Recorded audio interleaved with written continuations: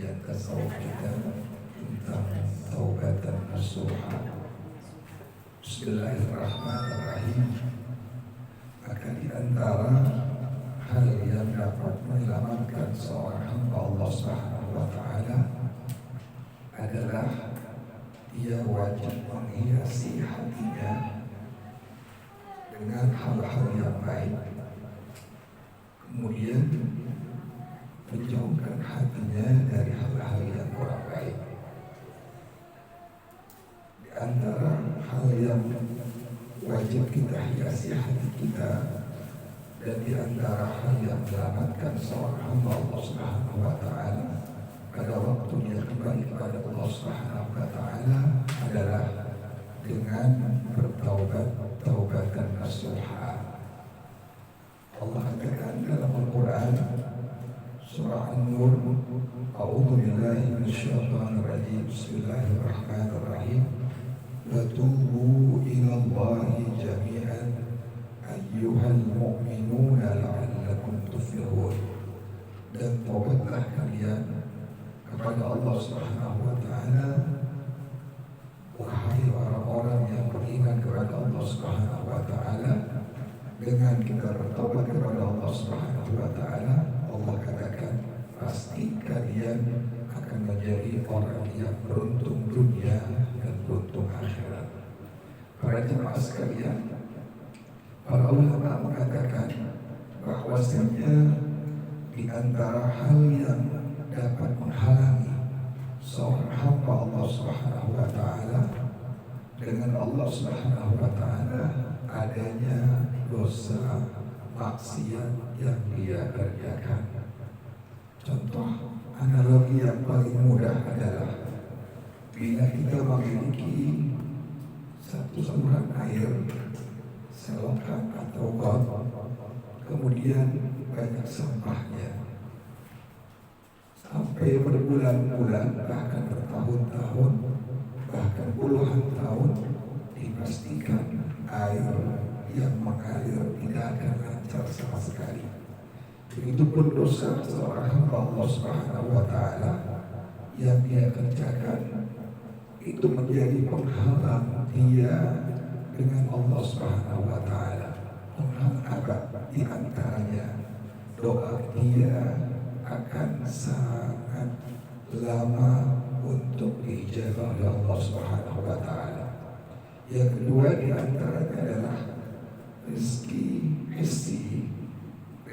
yang berupa sesuatu yang terlihat, contohnya uang, maka akan sulit untuk diraih oleh orang yang banyak berbuat dosa kepada Allah Subhanahu wa Ta'ala. Para jemaah sekalian, makanya para ulama mengatur bahwasanya di antara kiat agar dinding tersebut hilang dari seorang hamba Allah Subhanahu wa Ta'ala, agar tidak ada hijab antara dia dengan Allah Subhanahu wa Ta'ala, haruslah seorang hamba Allah Subhanahu wa Ta'ala melakukan taubat dengan taubatan nasuha setiap harinya. Jadi bukannya setiap bulan atau setiap tahun, misalnya taubatnya hanya bulan Ramadan saja, atau taubatnya misalnya waktu umrah saja, waktu haji saja, tetapi taubatnya adalah setiap hari. Seorang hamba Allah Subhanahu wa Ta'ala wajib dia bertaubat kepada Allah Subhanahu wa Ta'ala dengan taubat nasuha. Para jemaah sekalian, Rasulullah Sallallahu Alaihi Wasallam dia bersabda, "At-taibu habibullah." Orang yang bertaubat kepada Allah Subhanahu wa Ta'ala adalah kekasihnya Allah Subhanahu wa Ta'ala. Subhanallah. Jadi manakala ada seorang pendosa, ada orang yang setiap hari berbuat bermaksiat kepada Allah Subhanahu wa Ta'ala, namun setiap hari bahkan sebelum dia menemui ajalnya dalam kondisi dia bertaubat kepada Allah Subhanahu wa Ta'ala, taubat nasuha, maka kata Rasulullah Sallallahu Alaihi Wasallam, di dialah di antara kekasih-kekasih Allah Subhanahu wa taala. Subhanallah. Jadi Allah tidak memandang dosanya. Allah tidak pernah melihat maksiat yang pernah dia kerjakan. Misalnya selama berpuluh-puluh tahun dia terjebak dalam limbah, dalam jurang dosa, dalam jurang maksiat kepada Allah Subhanahu wa taala. 1 minggu atau 1 hari atau 1 menit bahkan sebelum dia meninggal dunia sudah kembali kepada Allah dengan bertobat, taubatan nasuha, maka dialah, kata Rasulullah sallallahu alaihi wasallam, di antara hamba Allah Subhanahu wa taala yang mendapatkan predikat Habibullah, yaitu kekasihnya Allah Subhanahu wa taala. Subhanallah. Jadi Allah sangat sayang kepada hamba-Nya. Allah sangat sayang kepada hamba-Nya. Sampai-sampai para jamaah sekalian, kata Rasulullah sallallahu alaihi wasallam, at-taibu minadz dzambi kaman la dzamba lahu. Orang yang bertaubat kepada Allah dari dosa yang pernah dia kerjakan, maka seperti dia tidak pernah berbuat dosa kepada Allah Subhanahu wa taala. Subhanallah. Jadi manakala ada seorang pendosa, misalnya perampok, misalnya penzina, misalnya pemabuk, atau dosa-dosa yang lainnya dia kerjakan, namun dia sudah bertaubat kepada Allah dengan taubat yang nasuha, dengan taubat yang sebenar-benar taubat, maka kata Rasulullah sallallahu alaihi wasallam, dia adalah di antara hamba Allah Subhanahu wa taala seperti tidak pernah berbuat dosa kepada Allah Subhanahu wa taala. Subhanallah. Kemudian yang ketiga, Rasulullah sallallahu alaihi wasallam beliau menggambarkan bahwasanya sesungguhnya Allah Subhanahu wa taala sangat bergembira. Allah sangat bergembira. Allah sangat senang. Kepada siapa? Kepada seorang hamba Allah yang beriman kepada Allah Subhanahu wa taala. Setelah dia berbuat banyak dosa yang dia kerjakan, setelah dia banyak berbuat maksiat yang dia kerjakan, setelah itu dia bertobat kepada Allah dengan taubatan nasuha. Kata Rasulullah sallallahu alaihi wasallam, Allah lebih sangat bergembira daripada seorang laki-laki yang dia pergi ke sebuah tempat yang belum pernah dia injak. Dia bawa kendaraannya, dalam kendaraannya ada makanannya, ada bekal minumnya, bahkan ada uangnya. Setelah itu kendaraannya, kudanya, untanya hilang. Setelah dia tidur, kemudian beberapa jam kemudian dia bangun, tiba-tiba di depan matanya ada kendaraan, ada kudanya, ada untanya yang hilang tadi. Yang tadi dalam kuda tadi, dalam kendaraan tadi itu ada perbekalan makanannya, ada bekal minumnya, bahkan ada uangnya. Maka itu orang sangat senang terhadap kuda yang kembali di hadapan matanya, terhadap unta yang kembali di hadapan matanya. Karena ketika Rasulullah sallallahu alaihi wasallam, Allah lebih senang, Allah lebih sangat bergembira kepada seorang hamba Allah Subhanahu wa taala yang beriman kepada Allah Subhanahu wa taala, kemudian dia pernah berbuat dosa yang sangat banyak, pernah berbuat maksiat yang sangat banyak. Setelah itu dia kembali kepada Allah dengan bertobat dan nasuha. Allah lebih bergembira daripada orang tadi yang kehilangan kudanya, kehilangan untanya, yang kudanya, untanya tadi membawa bekal makanannya, bekal minumannya, bahkan bekal uangnya. Subhanallah. Jadi sangatlah beruntung bagi orang yang setiap hari dia berupaya, dia berusaha semaksimal mungkin untuk selalu setiap hari bertobat kepada Allah Subhanahu wa taala dengan tobat dan nasuha. Kenapa demikian para jemaah sekalian? Para ulama mengatakan setiap hamba Allah Subhanahu wa taala siapapun dia selain Nabi, selain Rasul, maka tidak ada yang maksum, tidak ada yang Allah pelihara dari berbuat dosa, kesalahan, maksiat. Pasti siapapun dia, selama dia bukan Nabi, selama dia bukan Rasul, maka tidak terlepas kesehariannya, bahkan setiap detiknya mungkin, atau bahkan setiap menitnya, setiap harinya, setiap minggunya, tidak terlepas dari berbuat dosa, berbuat salah, berbuat maksiat kepada Allah Subhanahu wa taala. Makanya ada satu bagi Rasulullah Shallallahu Alaihi Wasallam yang dimana seorang hamba Allah Subhanahu wa taala dipastikan, diharuskan untuk setiap hari kembali kepada Allah Subhanahu wa taala dengan bertaubat dan bersuha. Kemudian para jemaah sekalian, hadis yang keempat bagi Rasulullah Shallallahu Alaihi Wasallam, beliau bersabda, Inna Allaha yabsutu yadahu bin nahari liyatuba musli'ul layli wa yabsutu yadahu bil layli liyatuba musli'un nahari hatta tatlu asy-syamsu min maghribiha.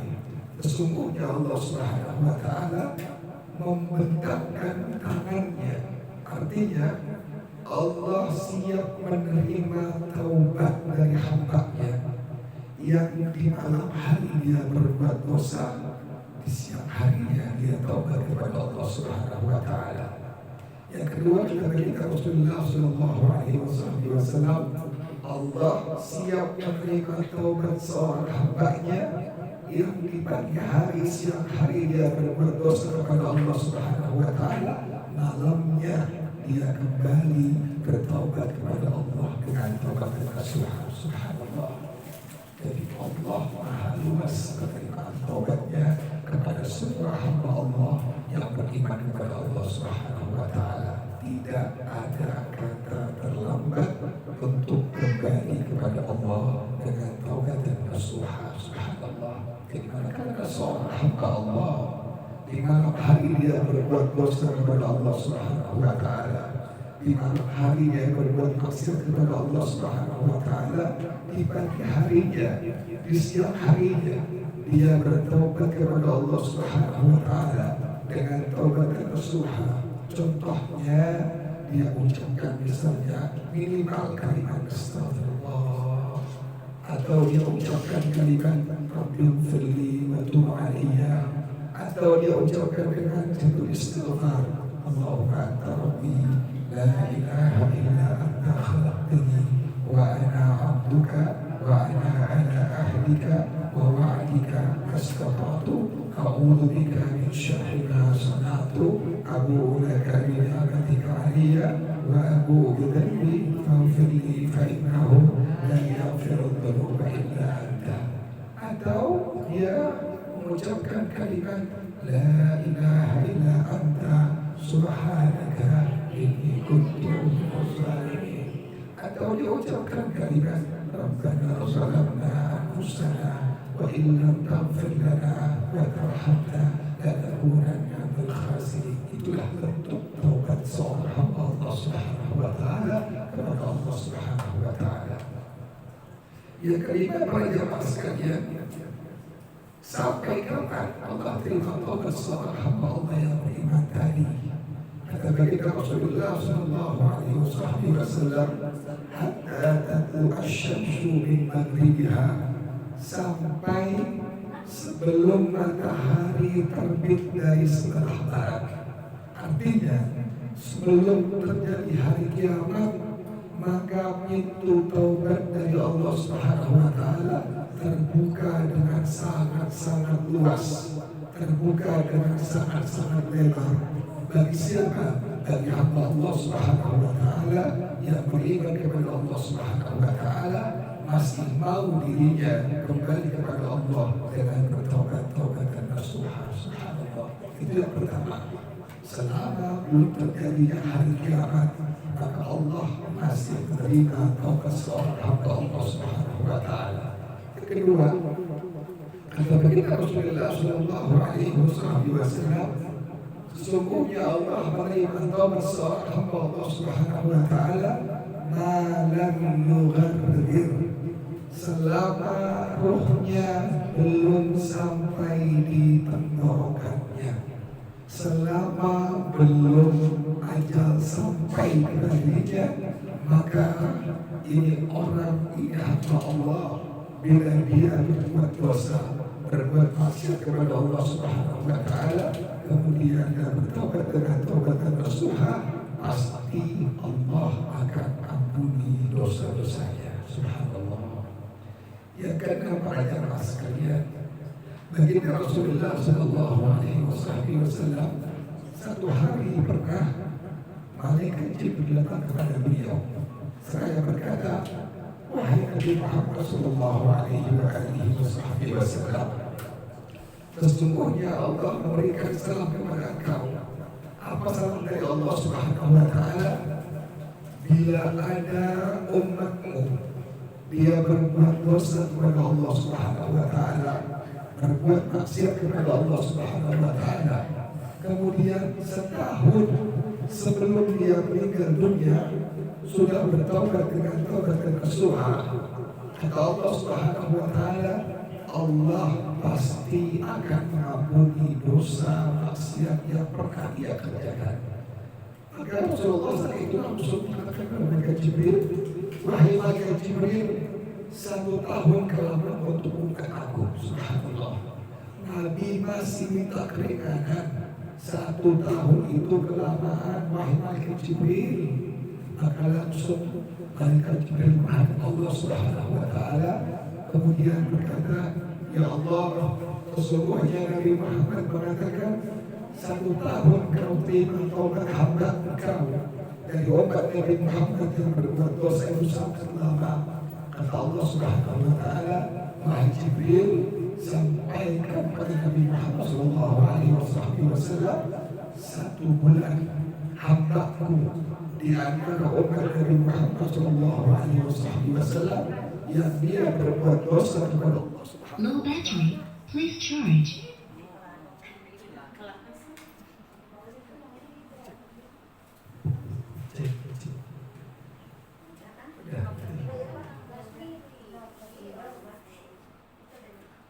Kemudian ada Allah Subhanahu wa Ta'ala, wahai malaikat Jibril, bila seorang hamba aku yang beriman kepada aku di antara umat Nabi Muhammad SAW yang dia Low battery, please charge.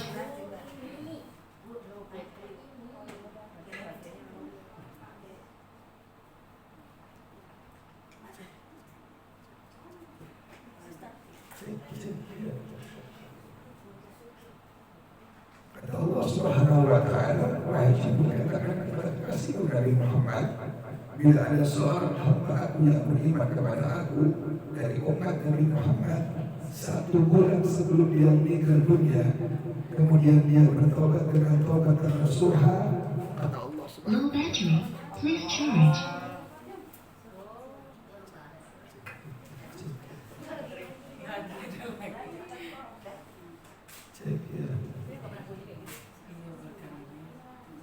Kemudian kata Allah Subhanahu wa Ta'ala, wahai malaikat Jibril, bila ada seorang hamba aku yang beriman kepada aku di antara umat Nabi Muhammad Sallallahu Alaihi Wasallam sebelum sebulan sebelum dia meninggal dunia, Low battery, please charge.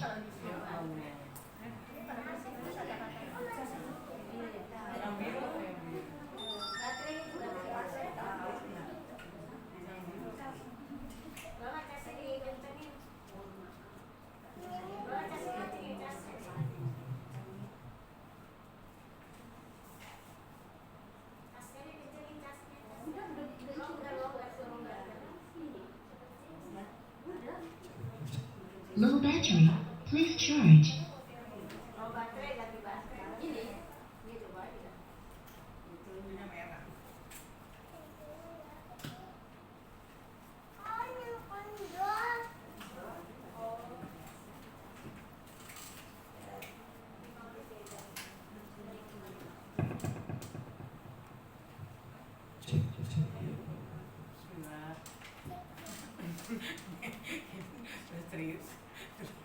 Low battery. Please charge.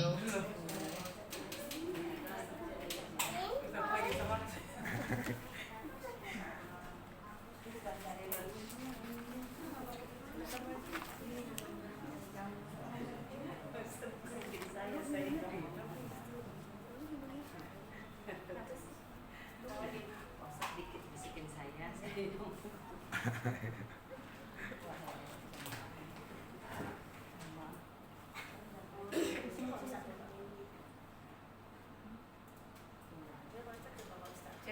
Cek ya.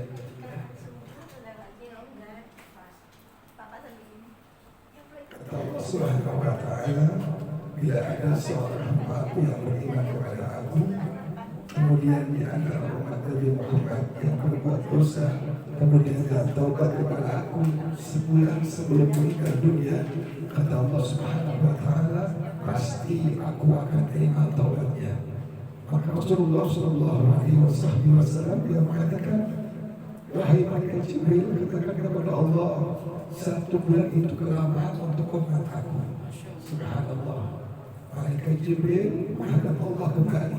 Saya berkata, ya Allah, sesungguhnya Nabi Muhammad mengatakan 1 bulan kau terima taubat seorang hamba-Mu dari umat Nabi Muhammad sebelum dia meninggal dunia. Taubat dengan taubat nasuha sangat lama ya Allah. Maka Allah katakan, wahai Jibril, katakanlah kepada Nabi Muhammad, bila seminggu dari umat Nabi Muhammad, dari hamba Aku yang beriman kepada Aku, dia sebelum meninggal dunia seminggu dia taubat dengan taubat nasuha, pasti Aku akan terima taubatnya. Seminggu masih kelamaan. Nabi minta lagi sehari sebelum meninggal dunia. Allah berikan lagi. Kata Nabi Muhammad SAW, 1 hari masih kelamaan ya Allah. Allah berikan lagi yang terakhir. Wahai Rasulullah, kata Nabi Jibril, kata Allah Subhanahu wa Ta'ala, siapa di antara hamba Allah yang beriman kepada Allah di antara umat engkau yang 1 detik sebelum dia meninggal dunia, selama nafasnya masih ada ibadatnya, maka kata Allah Subhanahu wa Ta'ala, pasti Aku akan terima taubatnya. Subhanallah. Sampai demikian, selama hamba Allah Subhanahu wa Ta'ala, selama dia masih bernafas, sekalipun 1 detik sebelum dia meninggal dunia sudah bertobat kepada Allah dengan taubat dan nasuha, pasti kata Allah Subhanahu wa Ta'ala, Allah ampuni dosanya. Para jemaah sekalian, ada kabar benar dari baginda Rasulullah Sallallahu Alaihi Wasallam pada sebuah hadis. Rasulullah Sallallahu Alaihi Wasallam beliau bersabda, sahibul yamini amirun ala sahibul shimali. Malaikat yang sebelah kanan itu malaikat yang memerintahkan kepada malaikat yang sebelah kiri. Bagaimana pengertiannya? Fa'idha amila al-abdu hasanatan katabaha bi'ashri amthaliha. Apabila seorang hamba Allah Subhanahu wa Ta'ala berbuat kebaikan, berbuat ibadah, berbuat takwa kepada Allah Subhanahu wa Ta'ala, 1 kebaikan tadi dilipat gandakan menjadi 10 kebaikan. Subhanallah. 1 huruf Al-Quran yang kita baca, Allah berikan ganjaran 10 kebaikan dari Allah Subhanahu wa Ta'ala. Artinya, setiap 1 kebaikan yang kita kerjakan, maka kata Rasulullah Sallallahu Alaihi Wasallam, Allah lipat gandakan melalui malaikat yang sebelah kanan tadi menjadi 10 kebaikan di hadapan Allah Subhanahu wa Ta'ala. Wa idza amila sayyi'atan fa arada sahibul shimali an yaktubaha. Jika seorang hamba Allah Subhanahu wa Ta'ala berbuat maksiat, berbuat dosa kepada Allah Subhanahu wa Ta'ala, dan malaikat yang sebelah kiri ingin mencatat perbuatan dosa tadi, perbuatan maksiat tadi, kata Rasulullah Sallallahu Alaihi Wasallam, maka qala lahu sahibul yamini amsik fayumsiku 6 sa'atin. maka mereka sebelah kanan memerintahkan pada mereka sebelah kiri, jangan kau tulis dulu dosa yang sudah dia kerjakan. Maka apa yang terjadi? Mereka sebelah kiri tidak menulis menundanya sampai berapa jam? Yumsiku sita sa'atin, sampai 6 jam tidak ditulis oleh malaikat yang sebelah kiri. Sampai kapan? Kata baginda Rasulullah sallallahu alaihi wasallam, fa in istaghfarallaha minha lam yaqdam alaihi syai'an.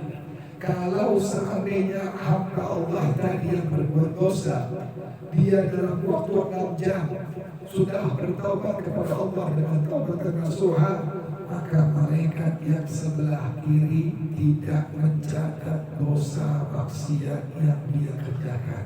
Namun ini bukan menjadi peluang untuk apa? Berbuat dosa. Ini bukan menjadi peluang seorang hamba untuk berbuat dosa. Ini menjadi satu kesempatan bagi kita selaku hamba Allah yang sangat lemah, yang pasti setiap hari berbuat dosa maksiat kepada Allah Subhanahu wa taala. Ada kesempatan setiap dosa yang kita kerjakan selama belum 6 jam, kemudian kita sudah taubat kepada Allah dengan taubatan nasuha, maka kata baginda Rasulullah sallallahu alaihi wasallam, malaikat yang sebelah kiri tidak akan mencatat dosa maksiat yang dikerjakan oleh kita. Namun sekali lagi bukan menjadi peluang bagi kita untuk apa?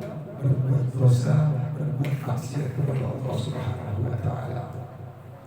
Wa illam yastaghfirillah kataba alaihi sayyi'atan wahidah. Kalau ini hamba Allah yang berbuat dosa setelah lewat 6 jam tidak mohon ampun kepada Allah, tidak bertaubat kepada Allah, hanya ditulis 1 dosa saja. Subhanallah. Kalau kebaikan, 1 kebaikan Allah lipatkan akan menjadi 10 kebaikan. Kalau keburukan, dosa, maksiat, pertama ditunda dulu sampai 6 jam. Ditunggu apakah ini hamba Allah kembali kepada Allah, bertaubat kepada Allah. Bila taubat kepada Allah, tidak akan ditulis dosa maksiat yang dikerjakan oleh hamba tadi. Subhanallah. Bila tidak mau ampun kepada Allah, maka hanya ditulis 1 dosa saja, 1 maksiat saja. Kemudian pada jemaah sekalian, hadis yang ke-7 yang sudah populer. Ini adalah hadis muttafaq alaih. Riwayat Imam Al-Bukhari dan Muslim radhiyallahu taala anhuma. Rasulullah sallallahu alaihi wasallam beliau menyampaikan bahwasanya umat terdahulu itu adalah seorang pembunuh. Dia sudah membunuh orang sebanyak 99 orang. Kemudian dia mendatangi satu orang ulama sambil mengatakan kepada ini ulama, saya sudah membunuh 99 orang.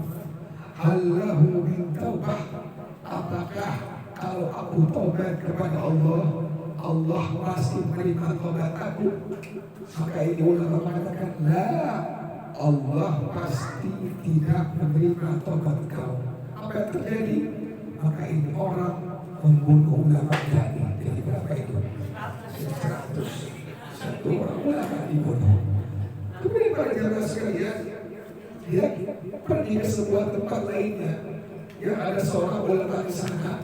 Ditanya, wahai syekh, wahai ulama, saya sudah membunuh orang 99 orang awam, 1 orang ulama menjadi 100 orang yang saya bunuh. Apakah ada kesempatan saya untuk bisa taubat kepada Allah dengan taubatan nasuha? Maka ulama ini mengatakan, ya, masih ada kesempatan engkau untuk bertaubat kepada Allah dengan taubatan nasuha, dengan syarat engkau harus pergi ke kampung itu yang di sana terdapat banyak orang yang menyembah Allah Subhanahu wa taala. Di sana banyak orang-orang yang takwa kepada Allah Subhanahu wa taala. Di sana banyak orang-orang saleh. Ini menunjukkan Kalau ada orang yang berbuat dosa, berbuat maksiat di kampungnya penuh dengan dosa, di kampungnya penuh dengan maksiat, hendaknya dia keluar dari kampung tadi. Hendaknya dia hijrah ke kampung yang di kampung itu terdapat banyak orang yang menyembah Allah Subhanahu wa Ta'ala. Di kampung lain banyak orang-orang saleh yang sangat dekat kepada Allah Subhanahu wa Ta'ala.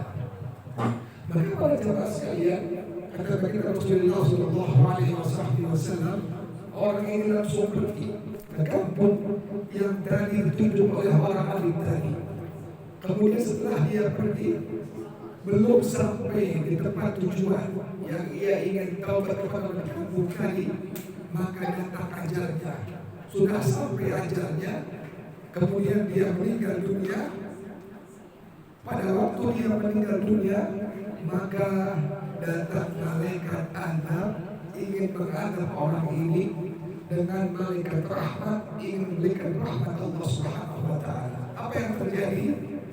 Maka langsung Allah utus satu malaikat bentuknya manusia untuk menjadi penengah antara malaikat azab dengan malaikat rahmat. Kata malaikat ini, kalian tolong ukur lebih dekat mana ini orang dari tempat dia pergi kampung yang penuh orang-orang yang berbuat dosa kepada Allah Subhanahu wa Ta'ala, atau lebih dekat kampung yang ingin dia tuju untuk taubat kepada Allah dengan taubat dan nasuha. Para jemaah sekalian, perlu diketahui orang ini belum sama sekali melakukan ibadah. Orang ini belum sama sekali berbuat kebaikan. Ini orang pendosa, ini orang pembunuh, belum sama sekali berbuat taat kepada Allah Subhanahu wa Ta'ala. Singkat cerita, langsung diukur, ternyata lebih dekat kepada kampung yang ia ingin taubat kepada Allah dengan taubat nasuha. Kata Allah Subhanahu wa Ta'ala, dengan sebab tadi dekatnya ini orang ke kampung yang dia ingin taubat kepada aku, maka aku rahmati dia, aku ampuni semua dosa-dosanya. Menjadi tindakan penting untuk kita semua, seorang pendosa, seorang pembunuh yang belum pernah berbuat kebaikan, yang belum pernah berbuat ibadah kepada Allah Subhanahu wa Ta'ala, tapi sudah ada niat di hatinya. Untuk apa? Untuk taubat kepada Allah dengan taubat nasuha. Allah sudah ampuni dosanya, Allah sudah ampuni kesalahannya. Apalagi bagi seorang hamba Allah Subhanahu wa Ta'ala yang sudah kembali kepada Allah dengan bertobat dengan taubat nasuha, kemudian sudah diisi kesehariannya dengan ibadah, dengan kebaikan, dengan ketakwaan kepada Allah Subhanahu wa Ta'ala. Kemudian para jemaah sekalian, ada beberapa syarat taubat agar ini orang taubatnya Allah terima, menjadi taubat nasuha dan taubatnya Allah terima. Bagaimana syarat yang pertama? Maka ulama yang pertama mengatakan syarat yang pertama, kata ulama, an-nadamu bil qalbi ala dhunubi salifah.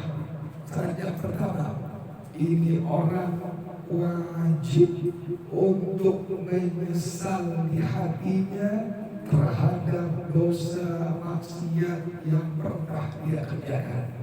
Kesal hatinya. Kenapa dulu membunuh? Kenapa dulu berzina? Kenapa dulu merampok? Hatinya menyesal. Sepenuh hati dia menyesal terhadap perbuatan dosa maksiat yang di masa lampau pernah dia kerjakan. Kenapa demikian para jemaah sekalian? Kata baginda Rasulullah Sallallahu Alaihi Wasallam, jika seorang hamba Allah yang beriman kepada Allah Subhanahu wa Ta'ala, dia berbuat dosa kepada Allah Subhanahu wa Ta'ala, maka di hatinya ada titik hitam. Bila seorang hamba Allah Subhanahu wa Ta'ala sekali berbuat dosa kepada Allah Subhanahu wa Ta'ala, sekali berbuat maksiat kepada Allah Subhanahu wa Ta'ala, maka langsung hatinya ada titik hitamnya. Bila dia tidak beristighfar mengampun kepada Allah Subhanahu wa Ta'ala, tidak bertaubat kepada Allah Subhanahu wa Ta'ala, maka titik hitamnya akan semakin banyak di hatinya. Bila sudah tahunan, apalagi puluhan tahun, tidak juga kembali kepada Allah Subhanahu wa Ta'ala, tidak istighfar, tidak bertobat kepada Allah Subhanahu wa Ta'ala, maka hatinya akan penuh titik hitam, akan bergerak. Inilah yang Allah katakan, kalla bal rana bal ala qulubihim ma kanu yaksibun. Kalla bal rana ala qulubihim ma kanu yaksibun. Bahkan di hati sudah ada karat. Karatnya bagaimana? Karat yang menutupi hati orang ini, sehingga orang ini